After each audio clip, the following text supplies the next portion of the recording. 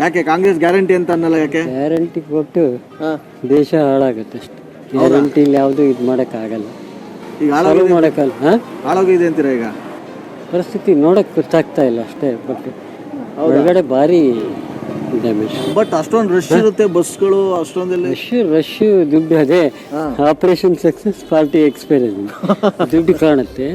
ದೇಶ ಉದ್ಧಾರ ಮಾಡಕ್ ಆಗಲ್ಲ ಅಂತೀರಾ? ಆಗಲ್ಲ, ಕಷ್ಟ. Better then BJP.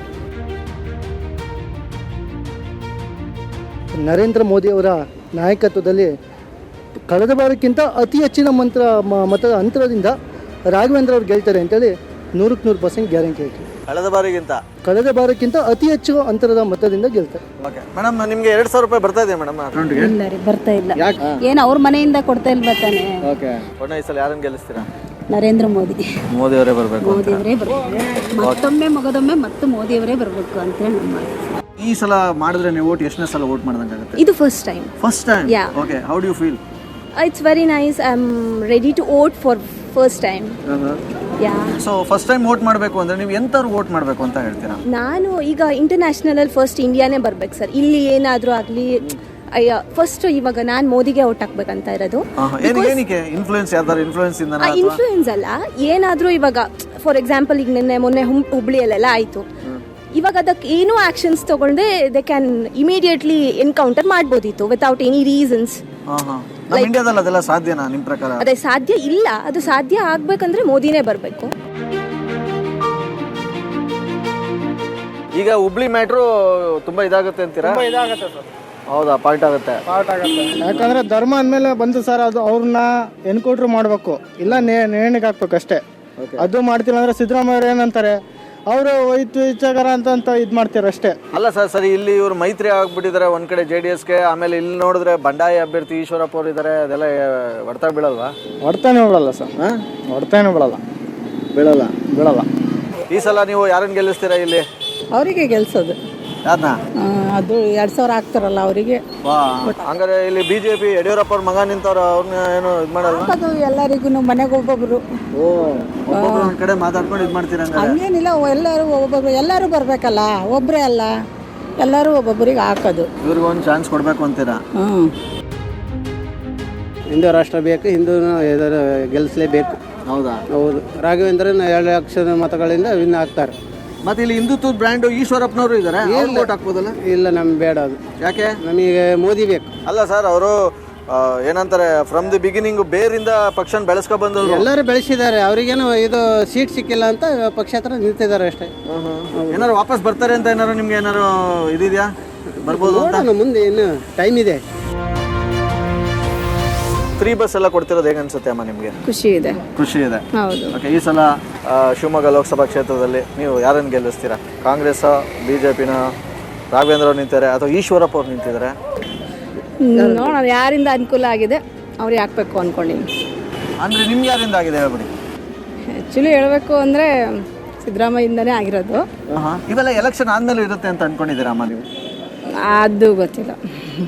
ಮನೇಲಿ ನಾವು ರೇಷನ್ ತಿಂತಿದ್ವಿ. ಇಲ್ಲಿ 1 ಲೀಟರ್ ಎಣ್ಣೆ ಪ್ಯಾಕೆಟ್ ಅನ್ನ ತಗೊಂಡೆ ಇವ್ರ ಅಕೌಂಟ್ ಹಾಕ್ತಾ ಇರೋದು. ಆಯ್ತಾ?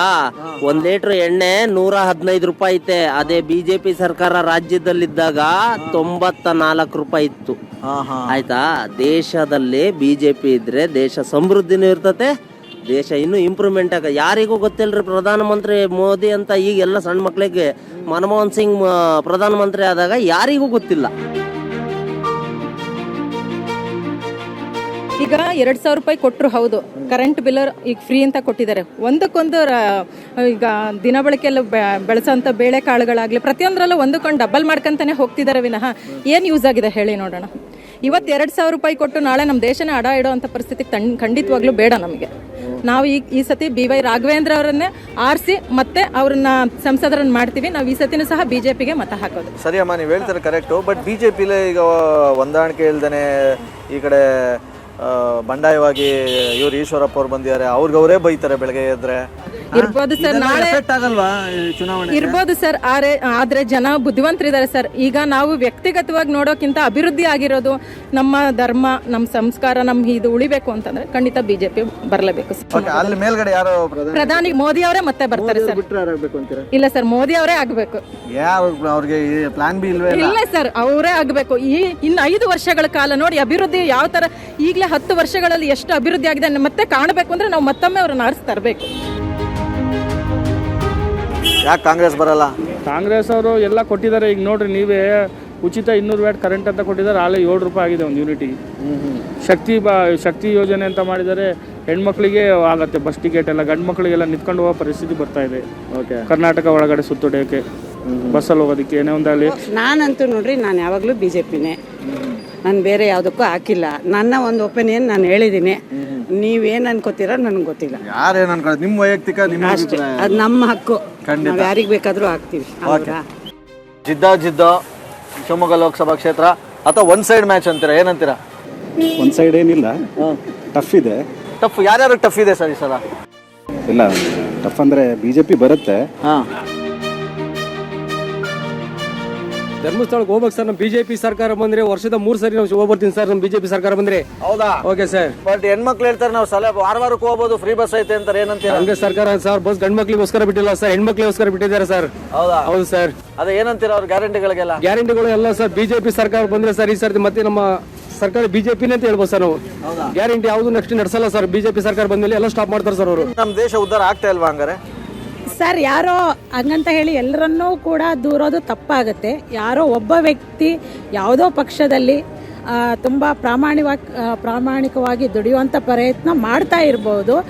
ಬಟ್ ಪಕ್ಷ ಅಂತೇಳಿ ಬಂದಾಗ ಪ್ರತಿ ಪ್ರಜೆ ಕೂಡ ಪಕ್ಷವನ್ನು ನೋಡಿ ವೋಟ್ ಹಾಕೋದ್ರಿಂದ ನಮ್ಮ ದೇಶದಲ್ಲಿ ಆ ರೀತಿಯ ಒಂದು ಉತ್ತಮ ಬೆಳವಣಿಗೆಗಳು ಆಗ್ತಿಲ್ಲ ಅಂತೇಳಿ ವಾಟ್ ಐ ಫೀಲ್ ಸರ್.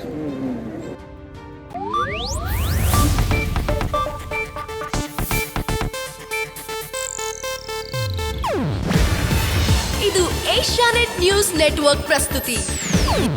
ನೀವು ನೋಡ್ತಿದ್ದೀರಾ ಏಷ್ಯಾನೆಟ್ ಸುವರ್ಣ ನ್ಯೂಸ್.